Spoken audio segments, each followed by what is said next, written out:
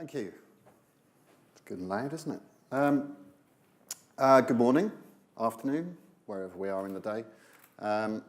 I'm John Smith. I'm from Veracode. We're a software as a service provider of application security testing. And so the focus of my session today is making shift happen, but making the shift happen in particular with respect to application security and making that a part of the continuous delivery, the continuous testing, the continuous integration, the DevOps or DevSecOps as we often refer to it. A bit on my background, been in information security related space for over 20 years now and focused more specifically on application security since 2004, so some years, 14-ish years. At Veracode, I've been at Veracode since 2012. Prior to that, I was working with another tool, another technology for doing application security testing. And one of the things that appealed to me about coming over to Veracode was the focus on actually solving problem rather than just identifying problem. So that's going to be a bit of a focus. Within Veracode, we've been on the same journey as I suspect many of you have been going on over the last 5-10 years, this move from kind of waterfall delivery of software to a more agile approach. When I joined Veracode, we were very proud of the fact that we were doing monthly releases and maintaining that throughout the year. And now we've got parts of our service are being deployed in a true continuous delivery way and several deployments a day for some aspect of what we do. We've also been migrating from a traditional monolithic application architecture to a more microservice architecture. Again, I suspect these are things that are common to many of the people in this room. That's the sort of direction that people are heading in. My direct experience of that has really been kind of on the user side of it, what that means to me as a user of the Veracode and what that means to my customers who are users of the Veracode platform, how they're seeing changes and improvements coming through faster, more reactive in the way that we can respond to customer needs and customer incidents. So my experience has been from that point of view. Obviously, we've also got a wealth of experience for what that meant to us as a development organisation, as a business that's built on delivering software to our customers. So I'll try and touch on some of those facets as I go through. The first things to kind of touch on really though is the notion that just because we're delivering software faster, I think most people would agree that generally speaking software is being delivered to a higher level of quality by better software delivery methods. They're still just as risky. We do regular reports, the state of software security reports, and the number of applications that are failing a sort of basic bar of security when they're first tested really doesn't seem to change much year on year. We get tired of telling people that 8 out of 10 applications fail the sort of basic checks that we do the first time that we do them. There are some numbers here on the kind of things that we're finding. Hard-coded passwords, incredibly common and incredibly prevalent. The use of cryptographic algorithms, core to actually securing data is how you encrypt and manage the encryption and manage the use of encryption. And we see that as probably the most prevalent issue. Open redirects, mixing trusted and untrusted data in context. All of these things continue to be problems that we see on a regular basis. And the consequence of that is that we also see breaches, damage to companies and to even government organisations. I would say in the UK we don't really have much in the way of government customers, so when we talk about government it tends to be the US government that we're talking about here. But I'd be reluctant to suggest that our government is necessarily any better at this than the US or indeed any other government. So US Department of Homeland Security, 90% of security incidents result from exploits against defects in software. The world is run on software. We had kind of interesting high-profile vulnerabilities in the last year with things like Spectre and Meltdown and the more recent ones that have just been discovered that are actually processor bugs. But still the solution seems to be fix the software that uses them. It's all about the software. If the software is not secure, then your computers, your systems are not secure.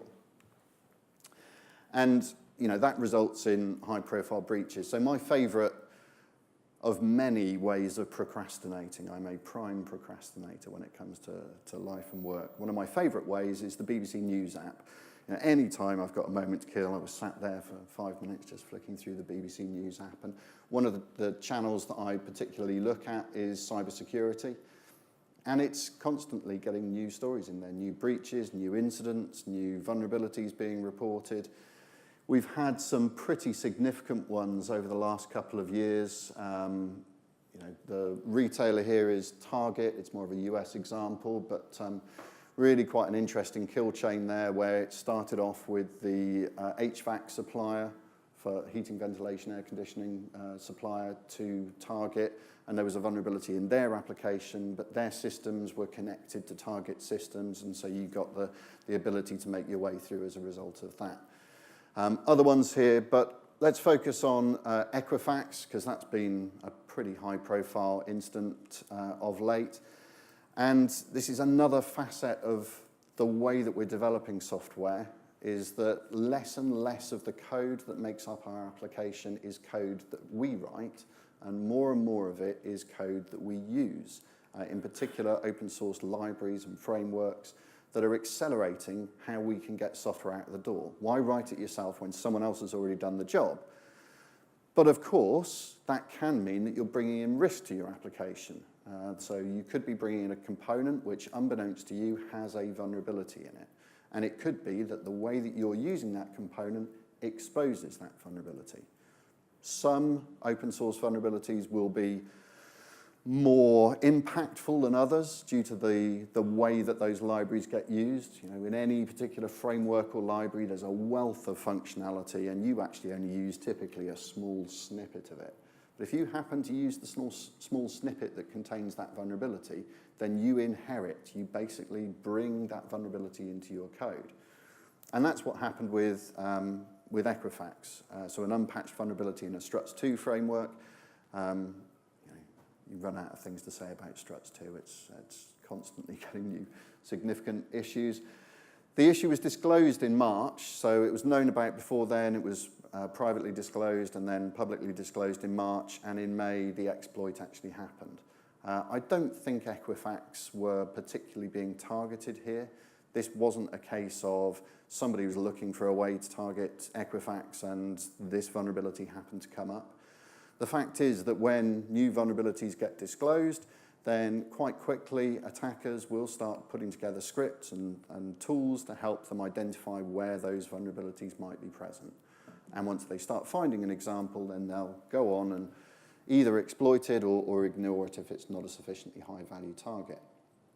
In the case of Equifax, it clearly was a high-value target. That actual vulnerability, the weakness, was probably present in the code for 9 years. So again, this wasn't about Equifax specifically being targeted. This was once it became a known issue, then anybody who was using that became fair game. Consequence of that, enormous amount of data exfiltrated, 143 million people, so what's that, about half of the US population had their data leaked, which included some pretty relevant PII, particularly within the US system. Social security numbers, pretty critical. And so consequence of that, well, stock went down by 30%, so for the business itself, that was a pretty significant impact. But this is also an incident where a trend that we are starting to see more of took place, where actually senior executives also carried the can for this. Target was another example of that, where senior executives chose to go and pursue new and exciting opportunities elsewhere, which kind of happens. So there's plenty of reason why we should be focusing on application security. It hasn't got better despite improvements in software development. And I suppose we've got to ask ourselves why that is. And a part of it, I think, is to do with the way that more modern software development practices have compressed timelines and created smaller teams. It's much harder when you have a team of sort of 9 to 12 people are kind of a good number for an agile or scrum type of team. It's quite hard to have in that team specialists, whereas in a waterfall team of 50 or 100 people, you can have that security specialist, that user experience specialist. As we move to smaller teams, we have to look at everybody becoming more of a generalist, more efficient, more cross-trained. One of my colleagues talks about it as the full spectrum engineer, someone who just gets everything. And that produces a challenge. The other thing that's a challenge here is the rate at which software is being deployed and testing cycles. So, you know, if we think about back in the old days of waterfall and 1 to 4 releases a year, in fact, realistically probably around about 2 or less releases per year, if it took 6 weeks for the testing cycle to complete, then that was manageable and indeed expected as part of the way that you were going to deliver software. Of course, once you start moving to Agile and you start having many more releases, well, even if you've just got 12 releases per year, you can't do a 6-week testing cycle because you're crashing over 2 subsequent sprints in order to do that. So you need to bring the testing in cycle. So that means you need to compress and typically automate that. But you also need to maintain the level of expertise that you can have within each team and make that scale across your many different Scrum teams. So that becomes hard to do. And you know, as we move further and further in that direction and to faster and faster delivery of software, that problem just gets greater. So an important driver here is that we have to move to everything being automated. So when it comes to technology, to reinforce the automation point, this is something that people do, believe it or not. They do runs up hills carrying big buckets of stones. Don't ask me why. I don't understand why, but it does happen. And you know, if we think of this in that waterfall analogy, it's a very manual way of doing things. You know, if you really wanted to get that many stones up to the top of a hill, I'd recommend at the very least using a wheelbarrow, potentially using some kind of dumper truck or a 4-wheel drive or something. But it's not worth investing the effort if you're only doing this once a year. So if you go to your manager and say, look, I could do this much more efficiently, how long is it going to take you to make the changes to make it more efficiently? Well, it's going to take me 5 to 10 days to do that. And how often do you do that in a year? Well, once. And how long does it currently take you? Well, 1 to 2 days to do.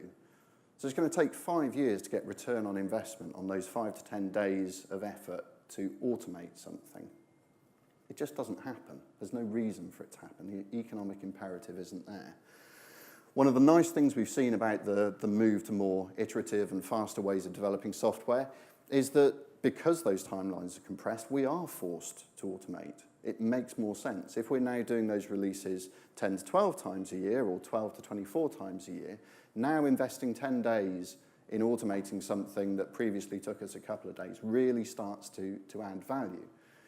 And as we move to the world of DevOps, it's simply not possible to do things manually. There is not enough time in the day to have manual activities. We need to automate everything. And so that's kind of a key concept. It also relates very strongly to the world of application security.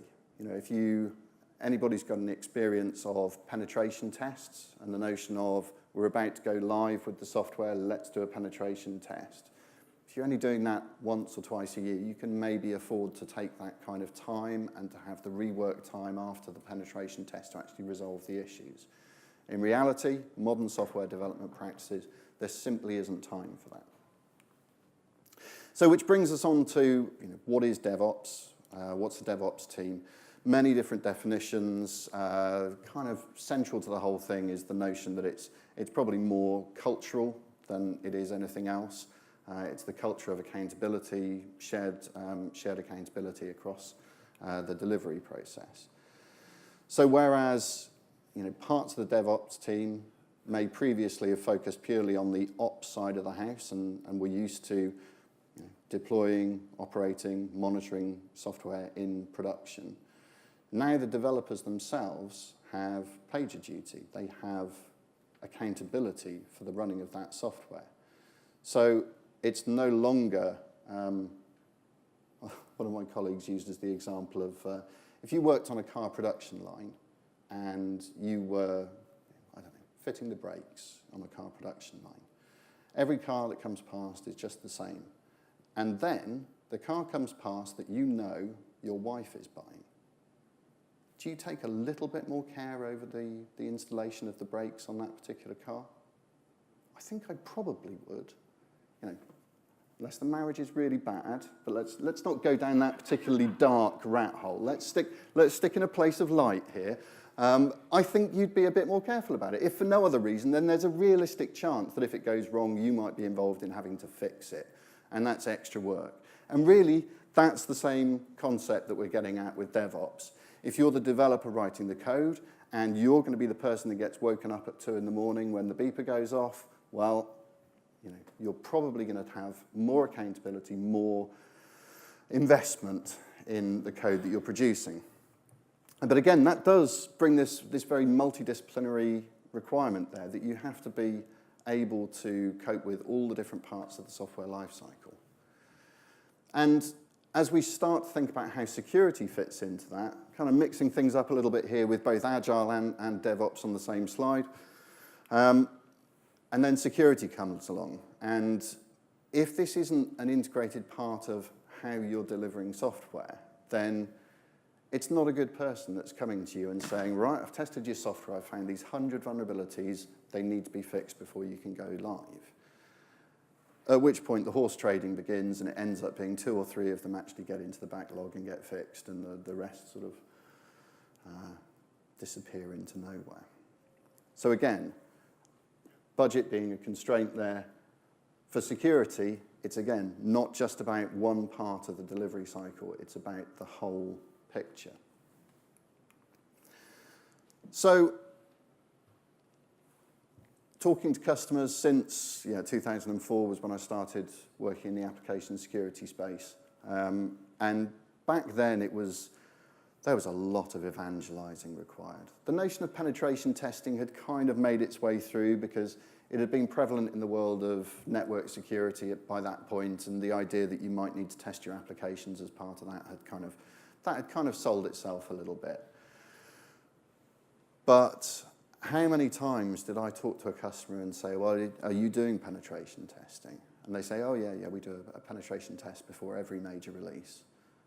Do you ever find much? Oh, yeah, there's usually some interesting results there. And do you fix them before you go live? Not so much. I mean, how often was it? No, the business made the decision that it was more important for this new functionality to go out rather than to make sure that it was secure. We'll go back and fix it later. As a prime procrastinator, as someone who has infinite capacity to put jobs off until later, I can tell you the things that you choose to go and fix later, they never get fixed, unless it's by accident. Sometimes things get fixed by accident, but that's really the only way. So the only way you're going to actually do this stuff properly is if you have an application security program, something in place. Program's not always a good word, it implies a start and end, but some kind of application security initiative that runs through your business. Maybe we won't do a show of hands here, but my guess is that there are at least some businesses or organizations that you guys work for in the room whose application security initiative looks a little bit like this, the ostrich with the head in the sand. It's that same notion of, we'll do a penetration test and then we'll just kind of ignore it. Rather less common, the absolute barrier, the crash barrier. The idea that if we find something with security, that software is just not going out there. No way, Jose, it's just not happening. I would guess there's probably not many people, if any people in the room, that actually operate in that way at the moment. It's pretty hardcore, it's pretty strict way of working, and it doesn't take into account the pragmatism of, how do we value this feature becoming available to our customers versus the potential of a security issue arising. So less common, I would have said. And then my favourite of these is the Nancial pass approach, except if you've watched the film, the Monty Python and the Search for the Holy Grail, you'll know that the Black Knight, although he says Nancial pass, actually pretty much anyone can get past him because he's not actually a very good fighter, as it turns out. So this is the approach where security say, all right, we're going to do the test, and then I have the authority to stop the release of this software. Right, I found these vulnerabilities. You need to fix them before you release. Yeah, but the business says we need to go live. Well, all right, you need to fix some of these vulnerabilities before you go through it, and so on and so forth, until we get back to that situation where, yeah, maybe 2 of the 100 issues that have been identified actually get addressed, and the rest get punted on to later. What are the results of such an application security program or such a range of application security approaches? Now, close up, you can see this very clearly. But what's perhaps less clear is there is a barrier here, a ticket barrier across the road here. So this is one clear outcome of an inefficient application security program. People just go around it. People find ways of either not doing the testing or not acting upon the results, maybe marking everything as a false positive and saying, we don't need to fix those. They're all false positives coming out of the system. People working around is a very common outcome. And then there's, if you do actually manage to put in place a proper barrier, a proper decision point, then the consequences can be, well, not pretty. If you've got your release being crashed and not being allowed out the door because of a potential security issue. Neither of these is really what you should be aiming for. So the rest of the session, we'll talk about some of the strategies that exist and can be used to try and make application security work and address this notion of shifting left, also to an extent shifting right, but generally making shift happen. I'll say it again because I think I love that. Right, so part of this is about relationships. I was having a conversation with someone who's actually in the room just a little bit earlier about what their role is, and their current role is around implementing DevSecOps. And my little bugbear with the whole notion of DevSecOps is, isn't that just DevOps done right? If you've got shared accountability and good relationships and all of those kind of things, then DevOps should include security. However, it's still a sufficiently big gap in the reality versus what it should be that I think the notion of DevSecOps probably still needs to be there. The terminology of DevSecOps probably still needs to exist. But one of the key things is that security and development have not traditionally spent a lot of time together. They don't work together well. They don't tend to have great relationships. So just for a show of hands, who in the room would kind of self-identify as being in the world of dev? Who would sort of self-identify as being in ops?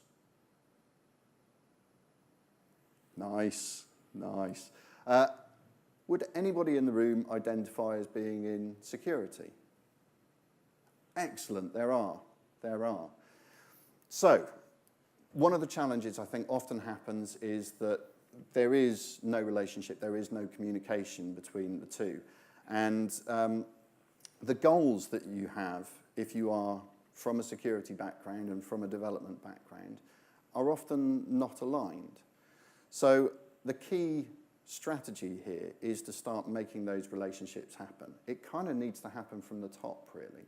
You need the CISO and the CIO or VP of development to actually get together and say, look, it is both of us that are on the hook for this. Both of us care about security. And it's only if we work together and have shared goals that we're actually going to achieve this as we go on. So that's important thing, and it allows you to be more sympathetic to the struggles of the other party. That really ties in very strongly with the notion of accountability and the fact that if you do both accept, or if everybody accepts that security is something that we are responsible for and that we have accountability for, and it's part of our goals, it's something that we can measure, and that's often as hard as anything else, then we're able to do things better. We're able to make better software, more secure software with less internal conflict. And internal conflict is only ever going to lead to time wasted and a slowing of the software delivery process. At the heart of this, I started off by banging the drum quite a bit on the notion that you just can't be doing stuff manually. It needs to be automated. So at the heart of this, technology and automation do need to play a part.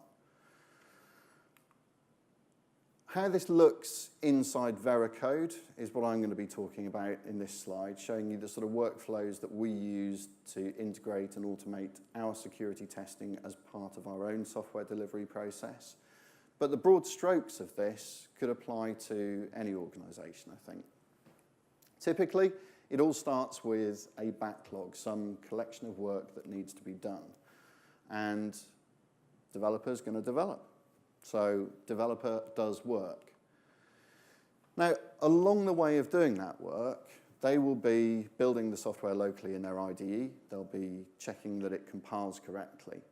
At the same time, if we provide them with the capability to do so, they can also be running static code analysis testing of their application code. This allows them to identify weaknesses in the code, not necessarily vulnerabilities. This is one of the tricky things about static analysis. It finds weaknesses or flaws in the code. It doesn't know that they're exploitable vulnerabilities. But it's a bit like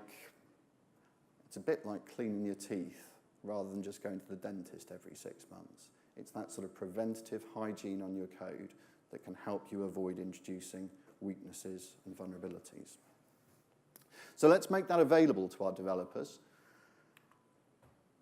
But ultimately, the chances are, at some point, hopefully, they're going to check in, commit, put their code into the release train.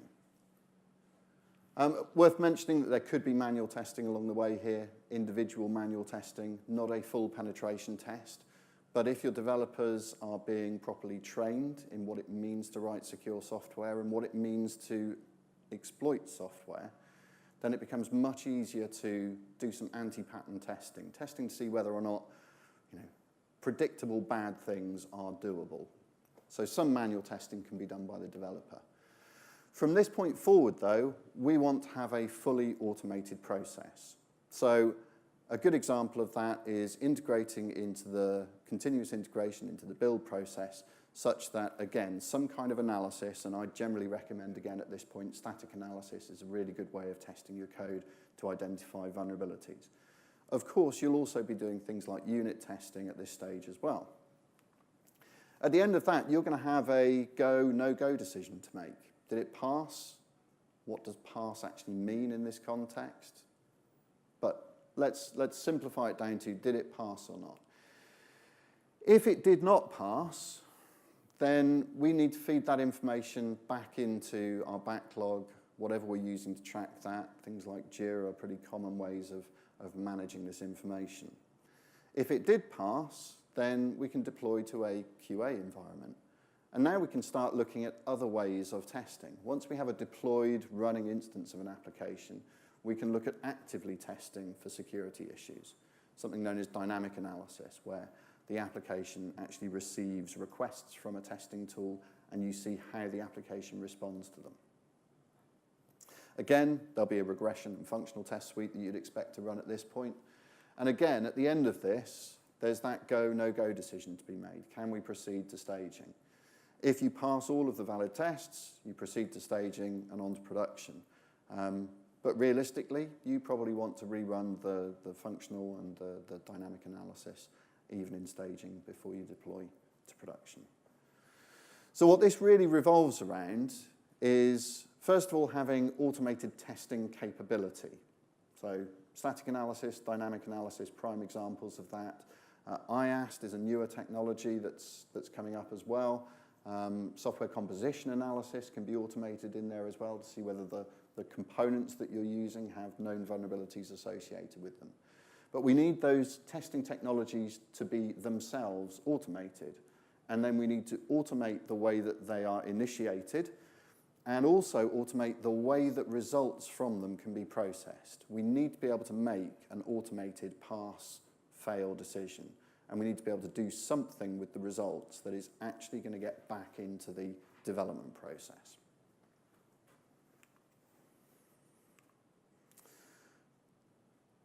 Another strategy, again, one of my colleagues was doing a similar presentation to this and asked the question, what is the goal of an application security program? What should the goal be? And there was lots of talk about reducing the risk of a breach and being more efficient about how we can identify vulnerabilities and all of those kind of things. His position was really that what we want from an application security program is to ensure that secure code comes straight out of here.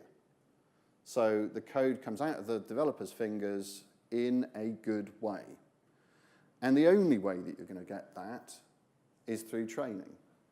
Because it is quite a long time ago that I did my degree in microelectronics and software engineering, but nobody mentioned security back then in the dark ages. Even today, there's really only a few of the university courses that really address the subject of security generally and application security in particular. So we've got an army of software developers all over the world. This is the same. We've got an army of software developers that know how to get code out the door, but they don't know how to do it securely. So training forms a pretty important part of that. We've got stats that show where e-learning is used by teams. There's a much greater efficiency in remediation, much less vulnerabilities being introduced to code. It's not necessarily all about instructor-led training classes, e-learning. There's a certain amount of training that comes just from actually fixing the vulnerabilities that are being found in your code and having some guidance on how to do that well. One of my larger customers that I work with, we did some data analysis for them towards the end of last year. And we saw that over, well, first of all, in sort of 2015, 2016, over a 12-month period, the average time that it took them to fix a vulnerability that we were finding dropped from around about 6 months down to around about 30 days. Now, just that is a pretty dramatic result and pretty beneficial. The thing that was kind of more interesting for me was the fact that over a similar time frame, again over a 12-month period, the average number of new flaws being introduced per application had dropped from 64 to 32, so it had halved. Now keep in mind that every single security issue that gets identified is by definition unplanned work coming into the system. You don't plan to have security issues. You don't design them in and then decide you now need to remove them. It's unplanned work. If you halve the amount of unplanned work that's landing in your development organization, you dramatically increase the productivity and effectiveness of that organization. Now, this particular customer, they have a pretty good training program. They have some internal e-learning modules. They have instructor-led training, and they have a pretty forward-thinking approach to how they do remediation. So they have consultants that are dedicated to teams that will work with those teams to help them understand what the issues that have been found are, what the clearest path and easiest path is to remediation, such that they can resolve these things. So they've introduced a lot of things that are driving their developers to put secure code straight out of the fingers. For the security side of the house, I think it's often the case that they just don't understand software development. They don't understand software delivery, and particularly the more modern software development practices are a complete mystery. So if anyone in the room is really just a security hat for this, two fantastic books. One that's definitely more textbook, which is the Devops Handbook, introduces a lot of really good concepts. I think I saw someone was giving it away upstairs, but probably a lot of you have already looked at this. But for a more light read approach to getting an understanding of what this all means, the Phoenix Project is a genuinely good read. It's quite a good novel to read. The CISO in it doesn't come across all that well at first, but he comes good in the end. He does come good in the end. So if you're reading it from a security perspective, bear with it and accept that the CISO is going to land in a happier place. But both of those are really good learning resources for the security side of the house to better understand how to interact. Remediation coaching, touched on this a little bit with my customer example, but if you can show people how to fix problems, and if you can actually do that in the context of a problem that they need to fix now, that's on their plate now, it's like any training. If you actually use it immediately, then it becomes embedded. If you don't use that training immediately, then it starts to atrophy, and within a week or so of a training course, then you've forgotten almost everything that you learned.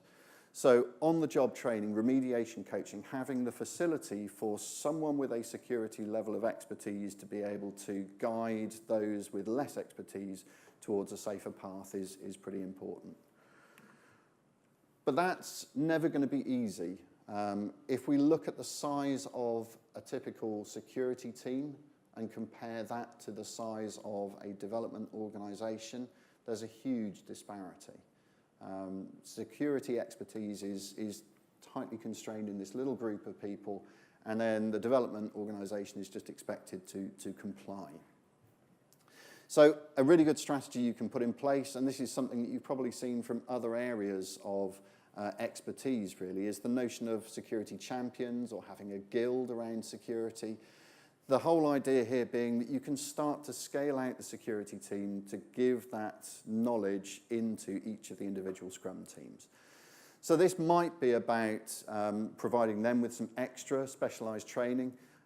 It could be about just having someone on the team who's the eyes and ears of the security organization and is able to, if not know the answer to a question, at least know where to go to get the answer to the question. Some of the more fun things you can do there, things like capture the flag exercises. We've started running quite a few of those internally at Veracode, open to everybody, even the sort of more project manager or program manager services types. Welcome to come and join in on these things and just get more of a sense of what it really means to have a vulnerability in an application and to know how to exploit it. Just helps make all of this stuff a little bit more real. Then shift left. Got to have the shift in there. This has to be done as early as possible. The sooner that we can do the testing, the sooner that we can get the expertise into the organization, the sooner we can go about fixing the problem and get safer. So these are kind of strategies that we could take. These are things that we could do that I'm telling you will make life better, will make your software delivered faster for an equivalent level of security, and indeed more secure. But how do we know that that is actually going to work? Well, we have done some analysis recently. Through an analyst firm, we conducted a bunch of interviews with a bunch of organizations, different people within the organizations, to try and get a profile of how people are doing security in the software development process. And we've kind of classified the respondents into security masters, which was arbitrarily the top third of the respondents, versus the remainder, everybody else, the mainstream. And we've looked at a few measures against how the security masters are doing versus the remainder. And it makes for pretty good reading, actually. So there was a question around would you agree with the statement that security is an enabler of new business opportunities in addition to helping protect our company's data and systems? Amongst the masters, 45% of respondents felt that that was the case. Amongst the remainder, less than 20% saw that as the case. So about a 2.5 times improvement. Now, if that means that security is enabling rather than inhibiting, then that's progress straight away. The ability for security testing to keep up with the demand, 34% said yes in the masters group. Still a low number, I would say. I'd like to see that much higher. But within the remainder, only 13%. So again, around about a 2.5% advantage. And the ability for the company, therefore, to move fast enough to outpace competitors, again, around about 40% down to 15%. So again, something in the region of 2.5%, 2.5 times advantage for the security masters. So there is clear evidence, if you'll take statistics as evidence, let's say that you will. There is clear evidence that doing this stuff better has a positive impact on the business. So my closing thought on that would be, let's try and stop having a distinction between security and development. Let's make code, not war. I haven't got a tie-dye t-shirt. Really, that's what this is all about. It's all about stopping security being something that is done to development and making it something that is done by everybody.